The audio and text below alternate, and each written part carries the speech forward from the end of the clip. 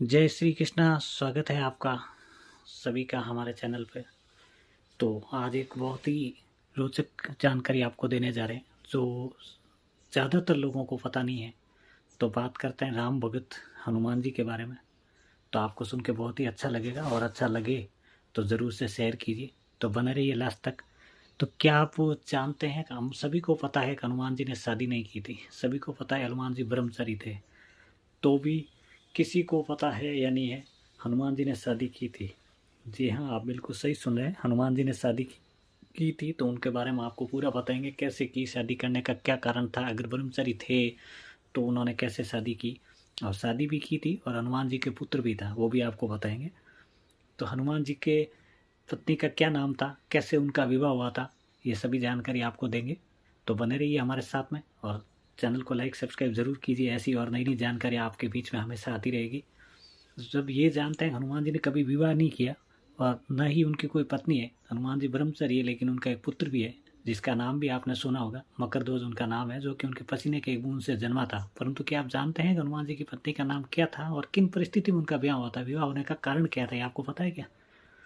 और ये भी एक आपको जानकारी दे दूं, हनुमान जी और उनकी पत्नी के साथ में एक मंदिर भी है। अगर आप में से कुछ लोग अगर गए हुए हों, अगर पता हो तो कमेंट करके ज़रूर बताइए ताकि काफ़ी लोगों को पता चले। और नहीं अगर गए हुए, नई जानकारी आज आपने सुनी है तो वो भी ज़रूर बताएं कि आज पहली बार आपने ये सुना है। तो वो पत्नी के साथ में मंदिर है, वो कहाँ पे है? तो दरअसल तेलंगाना के खम्मम जिले में एक मंदिर बना हुआ है जहाँ पर हनुमान जी की प्रतिमा उनकी पत्नी के साथ में विराजमान है। अर्थात उनकी पत्नी के साथ में एक मंदिर भी है। बहुत कम लोग इस मंदिर के बारे में जानते होंगे। यहाँ पर हनुमान जी को उनके पत्नी के साथ में दर्शन करने के लिए दूर दूर से लोग आते भी है। और मानना है कि उनकी पत्नी के साथ में दर्शन करने के बाद में घर में चल रहे पति पत्नी के बीच में सारे तनाव खत्म हो जाता है। तो मंदिर से जुड़ी कथा के अनुसार उनकी पत्नी सूर्य भगवान की पुत्री थी। तो इस मंदिर जरूर जाइएगा हो सके तो। और क्या उनकी पत्नी का नाम क्या है? तो हनुमान जी अपने ब्रह्मचारी रूप में नहीं बल्कि ग्रस्त रूप में अपनी पत्नी सूर्यचला के साथ विराजमान है उस मंदिर के अंदर। उनकी पत्नी का नाम सूर्यचला है ना। जो सोशल मीडिया द्वारा भी लोग बताते हैं कि पराशर सहित हनुमान जी के विवाह का उल्लेख है, सोशल मीडिया पे आपने देखा होगा, कहीं भी लोग बताते हैं। तो कौन थी सूर्यचला, उनके बारे में भी जानना जरूरी है। तो हनुमान जी की पत्नी सूर्यचला है ना, जो भगवान सूर्य की पुत्री थी। और कुछ विशेष परिस्थितियों के कारण ही बजरंग बली को सूर्यचला के साथ में विवाह बंधन में बनना पड़ा था। हनुमान जी के सभी भक्त यही मानते आए हैं कि वे बाल ब्रह्मचारी थे। और वाल्मीकि कम सहित किसी भी रामायण और रामचरितमानस में बालाजी के इसी रूप का वर्णन मिलता है, आपको ब्रह्मचारी रूप का वर्णन मिलता है। और हनुमान जी के भक्त भी यही मानते हैं कि हनुमान जी कोई शादी नहीं की थी। तो उन्होंने सूर्यचला से विवाह क्यों किया?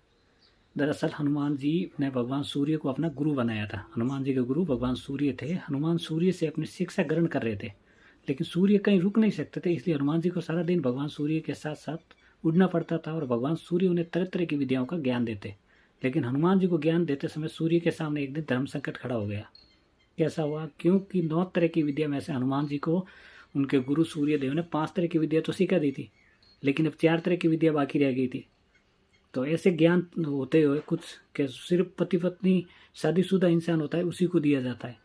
तो हनुमान जी पूरी शिक्षा का पालन कर चुके थे, इससे कम पर वो मानने को राजी नहीं थे। इधर भगवान सूर्य के सामने भी संकट था, वह धर्म के अनुशासन के कारण किसी अवैध को कुछ विशेष विद्याएं सिखला नहीं सकते थे। ऐसी स्थिति में सूर्य देव ने हनुमान जी को विवाह की सलाह दी और अपने प्रण को पूरा करने के लिए हनुमान जी भी विवाह सूत्र में बंध गए, शिक्षा ग्रहण करने को तैयार हो गए। लेकिन हनुमान जी के लिए दुल्हन कौन तैयार हो और कहाँ से मिलेगी, इसे लेकर भी सभी चिंतित थे। ऐसे में सूर्यदेव ने अपने शिष्य हनुमान जी को राहत बताई। सूर्यदेव ने अपनी परम तपस्वी और तेजस्विनी पुत्री सूर्यचला को हनुमान जी के साथ में शादी के लिए तैयार किया। इसके बाद में हनुमान जी ने अपनी शिक्षा पूर्ण की और सूर्यचला सदा के लिए अपनी तपस्या में लीन हो गई।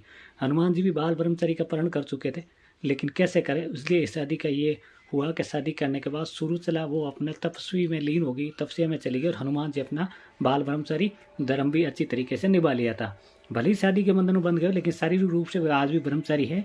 और पाराशर संहिता में यह भी लिखा गया, सूर्यदेव ने इस शादी पर यह भी कहा कि यह शादी ब्रह्मांड के कल्याण के लिए हुई है और इससे हनुमान जी का ब्रह्मचारी भी प्रभावित नहीं हुआ था।